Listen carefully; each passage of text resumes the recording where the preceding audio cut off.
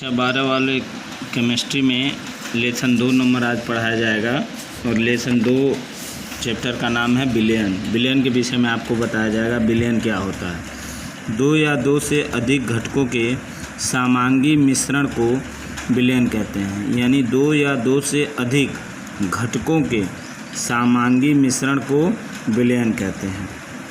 ठीक है, 2 या 2 से अधिक घटकों के समांगी मिश्रण को विलयन कहते हैं।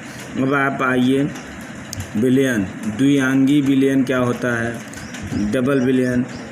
ठीक है, डबल सॉल्यूशन, वह विलयन जो 2 घटकों से मिलकर बना होता है उसे द्विआंगी विलयन कहते हैं।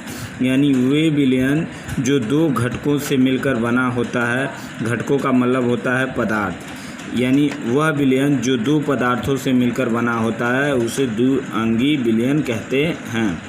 त्रिआंगी विलयन, ट्रिपल सॉल्यूशन, वह विलयन जो 3 घटकों से मिलकर यानी 3 पदार्थों से मिलकर बना होता है उसे त्रिआंगी विलयन कहते हैं। अब देखिए विलेय, विलेय क्या होता है। विलयन बनाते समय जो पदार्थ यानी घटक कम मात्रा में लिया जाता है उसे विलेय कहते हैं। विलयन बनाते समय जो पदार्थ या घटक कम मात्रा में लिया जाता है उसे विलेय कहते हैं।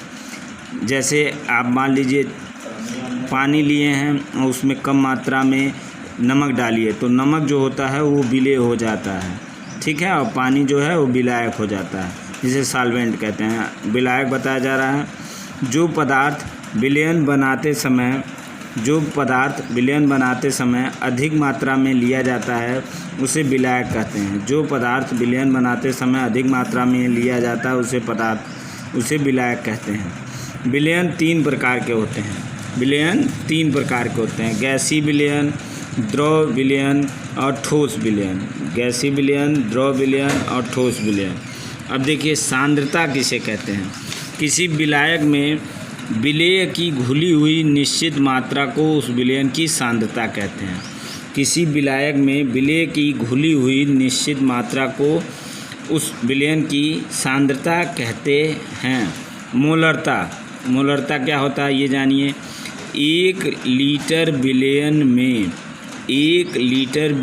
में किसी विलेय के मोलों की संख्या को मोलरता कहते हैं। 1 लीटर विलयन में किसी विलेय के मोलों की संख्या को मोलरता कहते हैं। इसे कैपिटल M से व्यक्त करते हैं।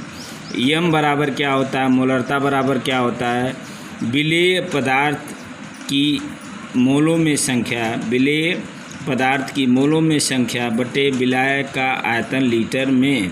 अब हम जानते हैं चूँकि विलेय पदार्थ के मोल बराबर होता है विलेय का ग्राम में भार बटे अणु भार, तो ये इसमें पुट कर देंगे। ठीक है, अब अतः मोलरता का सूत्र क्या हो जाएगा, विलेय का ग्राम में भार बटे अणु भार गुणे विलयन का आयतन लीटर में। यानी मोलरता की इकाई जो होती है यानी यूनिट जो होती है वो मोल प्रति लीटर होती है। अब देखिए जैसे M/2, M/10, M/100 को क्रमशः M को हम पढ़ते हैं मोलर और M/2 को पढ़ेंगे सेमी मोलर और M/10 को पढ़ेंगे डेसी मोलर और M/100 को सेंटीमोलर कहते हैं। ठीक है, ये आप जान लिए। अब देखिए इससे रिलेटेड क्वेश्चन, 4 ग्राम कास्टिक सोडा यानी NaOH 1 लीटर जलीय विलयन में घुला हुआ है। 4 ग्राम NaOH यानी कास्टिक सोडा 1 लीटर जलीय विलयन में घुला हुआ है। इसकी मोलरता हमको ज्ञात करनी है। तो हम जानते हैं मोलरता बराबर होता है विलेय का ग्राम में भार बटे अणु भार गुणे विलयन का आयतन लीटर में। अब देखिए इसमें दिया है 4 ग्राम, ये विलेय का ग्राम में भार है तो 4 लिख दिया। अब विलेय का अणु भार यानी कास्टिक सोडा का अणु भार जो होता है Na का होता है 23.5, ऑक्सीजन का होता है 16 और H का होता है 1, यानी 23, 16 और 1 जोड़ के 40 हो जाएगा। यानी इसका जो अणुभार है वो 40 और विलयन का आयतन देखिए दिया है 1 लीटर में, 1 लीटर जलीय विलयन में, तो विलयन का आयतन जो है 1 लीटर, यानी 4/40 गुणे 1, यानी 4 से 40 कट गया, 4 एकम 4, 4 दहियम 40, यानी 1/10। तो अब यानी हो जाएगा m/10। इसकी मोलरता क्या हो जाएगी, m/10, यानी ये डेसी मोलर कहलाएगा, ठीक है ना। लेकिन इसका आंसर यही होगा m/10। अब देखिए अगला प्रश्न है 12.6 ग्राम C2H2O2.2H2O क्रिस्टलीय ऑक्जेलिक अम्ल 500 ग्राम जलीय विलयन में उपस्थित है तो मोलरता ज्ञात कीजिए। यानी 12.6 ग्राम C2H2O2.2H2O क्रिस्टलीय ऑक्जेलिक अम्ल 500 ग्राम जलीय विलयन में उपस्थित है तो मोलरता ज्ञात कीजिए।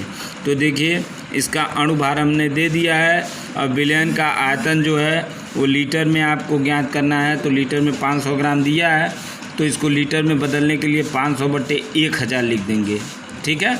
और विलय का ग्राम में 12.6 ग्राम दिया है, और अणुभार जो है वो देखिए 126 है। ऑक्जेलिक अम्ल का जो अणुभार होता है वो 126 होता है। अब मुझे उम्मीद है ये आप क्वेश्चन आसानी से कर लेंगे।